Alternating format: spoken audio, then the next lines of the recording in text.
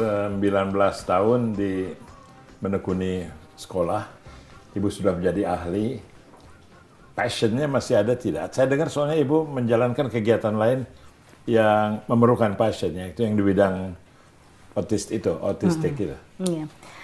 Jadi sekolahnya sudah 19 tahun dan saya tetap masih ada passion itu karena saya dari dulu ingin menjadi guru, Mas Bimar. Iya. Nah, jadi tapi saya sendiri maksudnya Ibu Prita juga mengajar? Tapi nggak bisa ngajar. Jadi saya guru itu punya kualitas sendiri untuk menjadi guru. Pertama suaranya, terus span of attention-nya juga harus tinggi, terus dia juga harus humoris ya. Jadi untuk classroom management, terus terang saya nggak punya quality itu. Masa sih? Iya, tapi saya Kalau justru saya jadi muridnya bisa kali. bisa. Nah, tapi dari situ justru saya bisa mencari orang-orang yang punya talenta itu. Untuk dijadikan dosen di London School, dan itu juga salah satu keberhasilan di London School. Nah, kalau program autism itu autis penting sekali, jadi saya ingin menyelipkan satu pertanyaan mengenai mengajar. Itu guru-gurunya itu di hire full time atau mereka itu di network orang-orang yang part time? Bagaimana struktur pengajarnya di situ?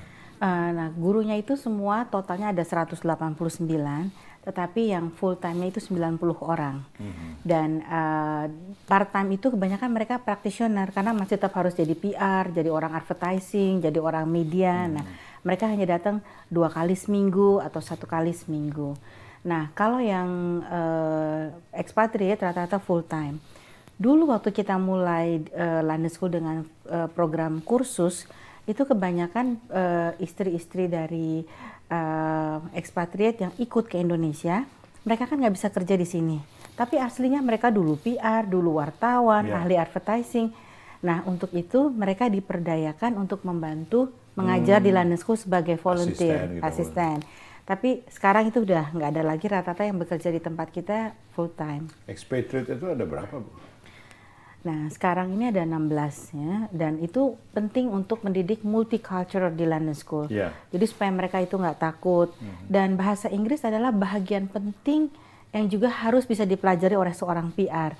Jadi ya mereka harus terbiasa menulis dalam bahasa Inggris dan berbicara dan presentasi dalam bahasa Inggris. Itu juga salah satu di Ada London pelajaran School. khusus bahasa Inggris dalam kurikulum Ibu?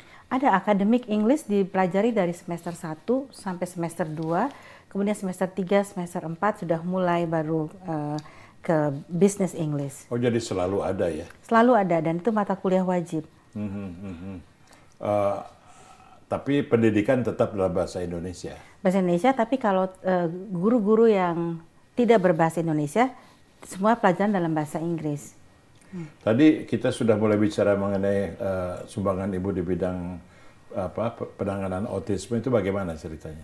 Ya, jadi kebetulan putri saya yang bungsu, dia autistik.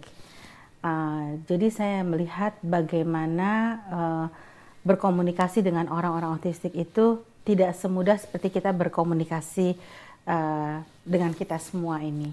Membutuhkan seorang ahli, yaitu terapis dan juga guru sekolah luar biasa. Nah, saya bisa memahami bagaimana orang tua lain yang yang belum memahami orang apabila di keluarganya ada orang yang autistik. Nah, dengan itu saya mendirikan London School Center for Autism dalam Awareness. Lingkungan London School. School for Autistic? London School Center for Autism Awareness. Jadi yang kita lakukan giving awareness kepada orang-orang yang belum tahu tentang autistik. Advocacy begitu. Sosialisasi. Dalam bentuk apa itu, Bu? Jadi macam kita buat teater, kita pergi ke SD-SD, terus kemudian dikasih tahu kalau temennya autistik seperti apa, kalau punya sibling yang autistik seperti apa. Kemudian kita juga train lecturesnya. Di Indonesia itu semua sekolah harus inklusi, tetapi sebenarnya gurunya belum siap untuk itu. Jadi kita juga training gurunya bagaimana menghadapi anak autis. Menarik sekali. Apa ada resistensi atau ada kesulitan untuk mendapatkan pengertian awal terhadap autism sebagai satu special condition gitu? Sebenarnya sulit karena tingkatnya kedalaman anak autis itu dia dari mild sampai severe. Kalau yang severe itu kan kasihan sekali. Jadi kadang-kadang tetangganya, saudaranya pikir susah anak ini untuk diajak berteman. Nah, itu sebenarnya bisa diintervensi oleh kita semua gitu. Nah, itulah yang diberikan awareness tadi, bagaimana mengintervensi orang-orang dengan autistik ini. Karena kan mereka suka repeating behavior. Misalnya berdiri, duduk lagi, berdiri, duduk lagi. Oh begitu ya. Nah, jadi kita bisa tenang, duduk di sini, just break the attention. Restless gitu. begitu mereka. Bisa Atau seperti restless, tapi actually they just repeating behavior. bukan nervous atau memang begitu aja ya.